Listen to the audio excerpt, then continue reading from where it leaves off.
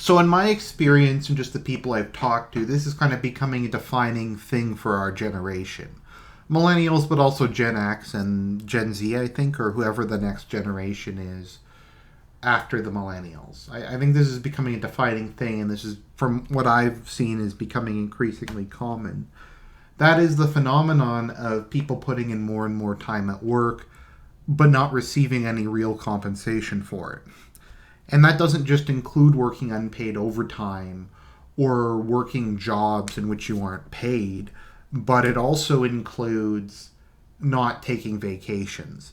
Now that can be because you don't have vacation days, or that can be you have vacation days, but it's useless. Like it doesn't really matter. You could have we'll get into that in a minute.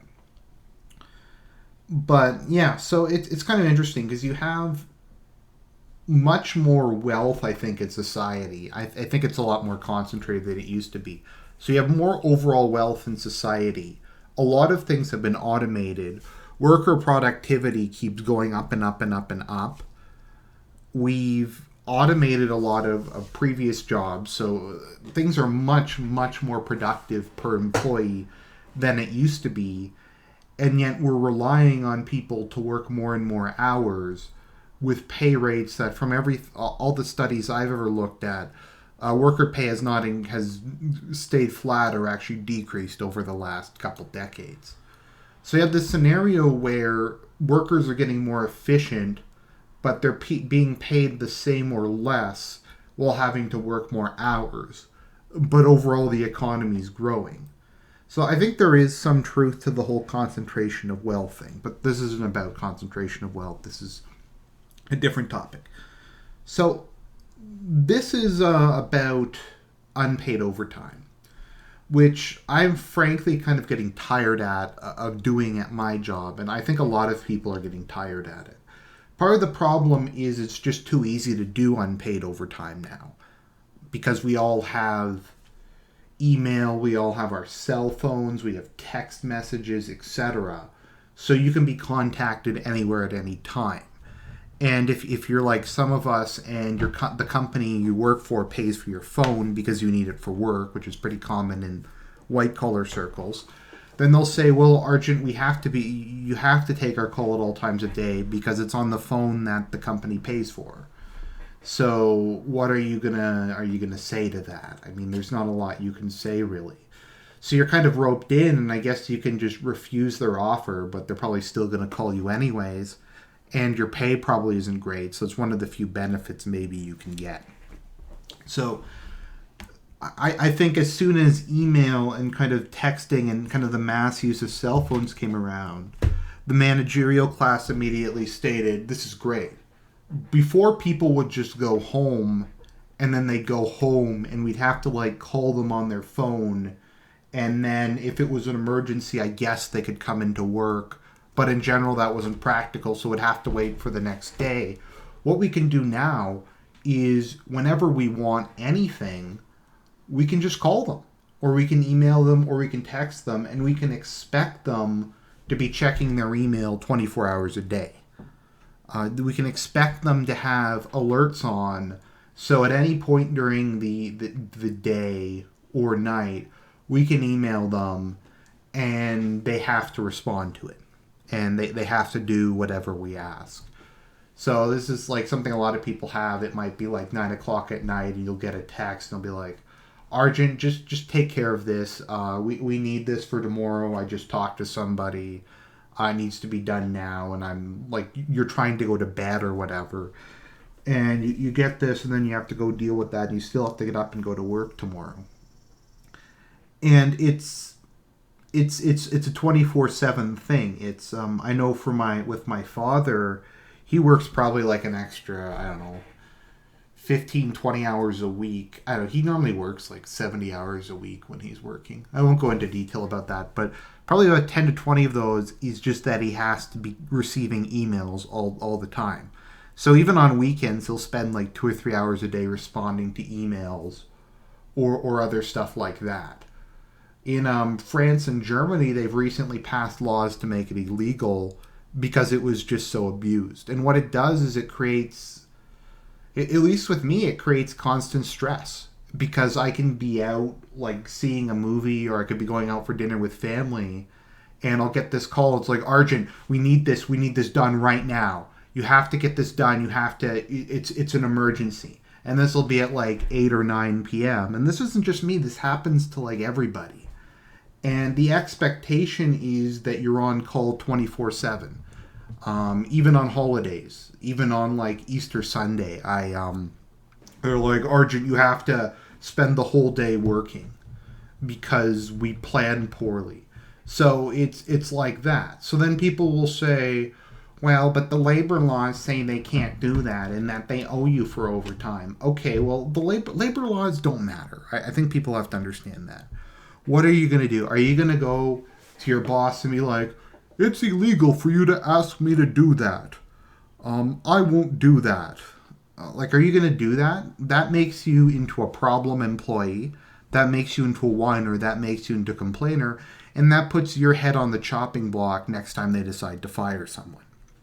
I mean, it does. I mean, they'll find that they're like, well, Argent, they can't fire you for claiming your legal rights. Okay, they can't, but they can fire you for something else. And if they're sneaky enough, what they can do is, in a lot of cases at modern jobs, you'll get more work than you can feasibly get done in a 40-hour work week. So you either have to rush and make mistakes, or you just don't get your work done, and then they can lay you off on that basis. So they can't force you to work unpaid overtime, but if you don't work unpaid overtime, you'll be punished and you may be fired. And that is an implicit threat whenever you're asked to work unpaid overtime. There is that power behind it, that if you refuse this, even if it's on a holiday, even if it's whatsoever, then it will create a bad relationship, and a relationship you have to maintain. Because even if you succeed, even if you keep yourself from getting fired because you take notes of everything, is that really the kind of work environment like that you need to live in, where you have to like constantly spy on your boss, record all the conversations? Is that really like a place you want to spend 24 hours a day, spend all this time at? So that's kind of the scenario. And then there are some ways they try to cheese it. Like, I know at my work, they're like, Argent, just keep track of the unpaid overtime you do, and you can have lieu days, so you can take a day off. And it's like, okay, well, if you're working, and this gets into vacation time, if you're working 50, 60 hours a week, when are you supposed to take that day off? Also, if you're on call 24/7, when are you supposed to have a day off? Because the times I know I and other people try to take days off, they still call you. You still get called 24/7. You still get emails, etc. You still probably have to do work that day. So it's irrelevant. It's a lie. And I know this isn't just the case for me. Just a lot of people I've talked to can't take their vacation days. They can't take their lieu days. They can't even work a 40-hour week because the expectations are so high. So there's a lot of people who just don't get vacation because a lot of Anglo countries don't have mandatory paid vacation. But getting it is irrelevant. I think that's what people have to understand. Like, there's this guilting of people who don't take, they're like, oh, people don't take their paid vacation. It's their fault if they're stressed. Well, when are you supposed to take it? I mean, if you're constantly working, like you said, 40, 60, 50 hours a week, okay, so you take your week off. You think they're going to assign that work to somebody else? You think like someone else is going to take care of it? No. So you're going to have to come back, and then you're going to have to work even longer hours and get more stressed out to try to keep up because the expectations were unrealistic to begin with. I think that's the reason people don't take vacations. And if they're on vacation, they still will probably get called and emailed. So they'll like be in the Bahamas, and they'll get called in their cell phone, and they're like, we need these numbers. I know you told us that you were going on vacation, but I wasn't really paying attention. So could you like go back to your hotel room with your laptop and spend the rest of the day making us this PowerPoint presentation? So it's like, it doesn't matter. You could get like 200 vacation days a year. You're not going to be able to take them. And once again, it's like, well, you have to say it's my right. I demand to take this vacation time. And it's like, okay, well, once again, do you really want to be in that scenario where you're trying to do that, or you'll be guilted about it. It'll be like, well, Argent, I guess you have that vacation time you didn't use, but we're really busy, and they're always busy. There's always something going on.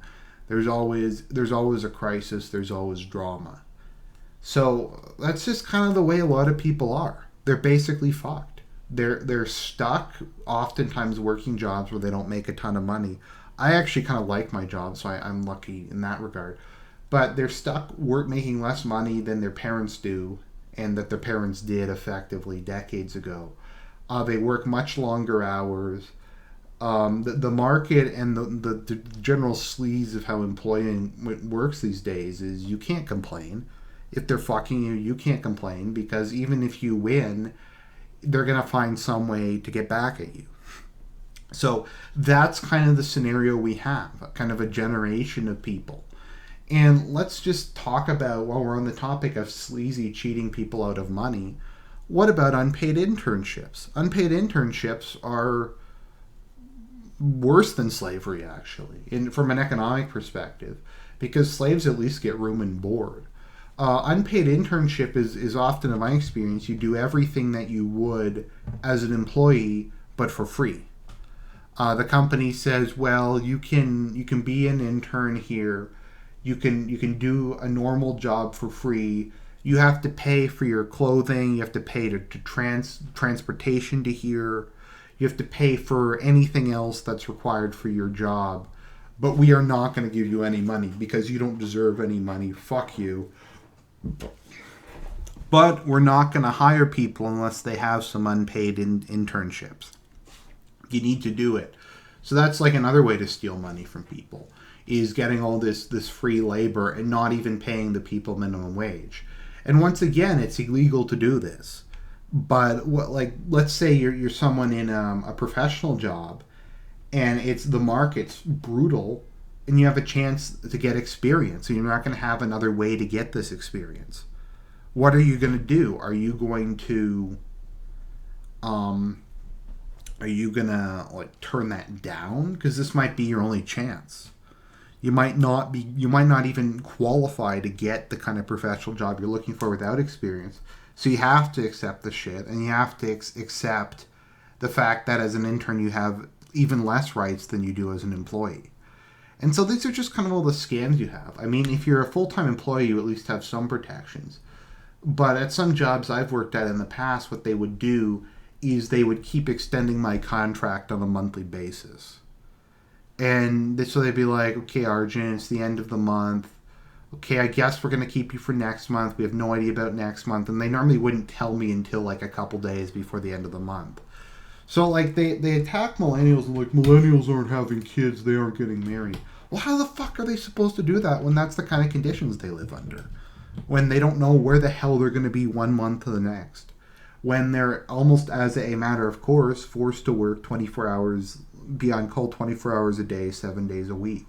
And we will say, well, doctors are like that. Yeah, but doctors make like 250, 300 grand a year, and they can afford to outsource a lot of their living stuff to other, like, they can afford cleaners or like babysitters or things like that, which like people who make 50, 60 grand a year can't afford. But they're expected to be on call the same. So I guess that's kind of my rant. I hope you enjoyed it. I hope that relates to your experience and it's not just me. So yeah, I'll talk to you guys later.